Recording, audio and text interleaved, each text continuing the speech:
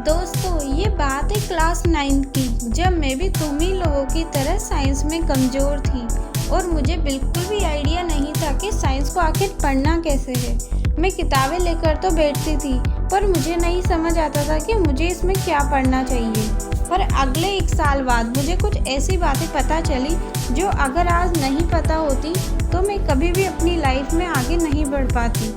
पर दिक्कत ये थी कि YouTube पर लगभग सभी वीडियोस में आपको ट्रिक्स बताकर या मोटिवेशन देकर ये विश्वास दिला दिया जाता है कि हाँ, अब तो साइंस में टॉप कर ही लेंगे, पर रियलिटी में कुछ और ही है। ये सारी ट्रिक्स काम तो करती है, पर तब तक जब तक ये हमारे माइंड में रहती है। ऐसा कब कब हुआ है कि जब आपने ऐसी कोई वीडियो देखी हो, उन्हें 2-3 फॉलो भी कर लिया और उसके बाद हम भूल गए, कोई चेंज नहीं, कोई मोटिवेशन नहीं। इसलिए मैं आज आपको वही सेम इन्फॉर्मेशन दूंगी जिसने मेरे लिए भी काम किया, और अब वही इन्फॉर्मेशन आपके लिए भी काम करेगी। इसलिए वीडियो को बिना स्किप किए एंड तक पूरा देखना। पॉइंट 1, एनसीईआरटी समझ नहीं आती। प्रॉब्लम एनसीईआरटी नहीं, अप्रोच है। सब लोग बोलते हैं एनसीईआरटी पढ़ो, लेकिन कोई यह नहीं बताता कि एनसीईआरटी पढ़ी कैसे जाए। सच ये है कि एनसीईआरटी एक गाइड बुक है, ना कि टीचिंग बुक। अगर तुम उसे नॉवल की तरह लाइन बाय लाइन पढ़ोगे तो वह नेचुरली बोरिंग और कंफ्यूजिंग लगेगी। एनसीईआरटी समझ ना आना तुम्हारी इंटेलिजेंस का प्रूफ नहीं, बल्कि गलत रीडिंग मेथड का रिजल्ट है। साइंस का पहला स्टेप सिर्फ पढ़ना नहीं, सोचना भी है। जब भी तुम कोई नया चैप्टर खोलती हो ना, सबसे बड़ी गलती वही होती है। हम सीधा डेफिनेशन पढ़ने लगते हैं, लेकिन साइंस का रूल है पहले सोचो फिर पढ़ो। इस सिंपल सिस्टम को फॉलो करो। चैप्टर का सिर्फ हैंडलिंग पढ़ो, बुक बंद करो और खुद से पूछो ये टॉपिक किस चीज़ के बारे में है, ये रियल लाइफ में कहाँ यूज़ होता होगा। बस इतना करने से तुम्हारा दिमाग ऑलरेडी एक्टिव हो जाता है और एनसीईआरटी पढ़ना 50% ईजी हो जाता है। पॉइंट 3, एनसीईआरटी को क्वेश्चन बैंक मत बनाओ, आंसर बुक बनाओ।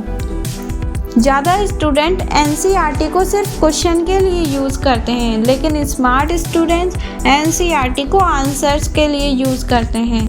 जब कोई लाइन समझ ना आए तो उसे याद करने की कोशिश मत करो, ये सबसे बड़ी गलती होती है। सिर्फ एक सवाल पूछो, ऑथर ये बात क्यों कह रहा है। जैसे ही क्यों क्लियर होता है, लाइन अपने आप याद रह जाती है। पॉइंट 4, साइंस कॉम्प्लिकेटेड तब लगती है जब हम उसे रियल लाइफ से तोड़ देते हैं, जब वो सिर्फ नोटबुक तक रह जाती है। जो चैप्टर तुम पढ़ रही हो उसके अलावा सिर्फ एक रियल लाइफ एग्जाम्पल ढूंढ लो। हर चैप्टर का सिर्फ एक ऑब्जेक्टिव रखो। पूरा चैप्टर मास्टर करने का प्रेशर साइंस को हैवी बना देता है, इसलिए एक चैप्टर एक दिन। एग्जाम्पल, आज मुझे सिर्फ ये समझना है कि रिएक्शन होती क्यों है, या आज मुझे सिर्फ ये क्लियर करना है कि फोर्स का रूल क्या है। जब एम छोटा होता है, कॉन्फिडेंस ऑटोमेटिकली बढ़ता है। पॉइंट 6, साइंस तुम्हारे लिए भी स्ट्रॉन्ग हो सकती है। अगर तुम्हें लगता है साइंस तुम्हारे बस की बात नहीं है, तो मैं क्लियर बोलना चाहती हूँ, तुम गलत नहीं हो। तुम्हें साइंस गलत तरीके से समझाई गई है, और जैसे ही तरीका बदलेगा, साइंस तुम्हारी वीकनेस से स्ट्रेंथ बन सकती है। अब तुम समझ चुकी हो कि साइंस हार्ड क्यों लगती है। देखो, ये सब चीज़ें जो मैंने तुम्हें बताई है, ये तुम्हारे लिए काफ़ी है। कोशिश करो अपने हर काम को जितना हो सके सिंपल रखो। मैंने तुम्हें कोई टेक्निक नहीं बताई, क्योंकि फिर तुम कंफ्यूज हो जाते।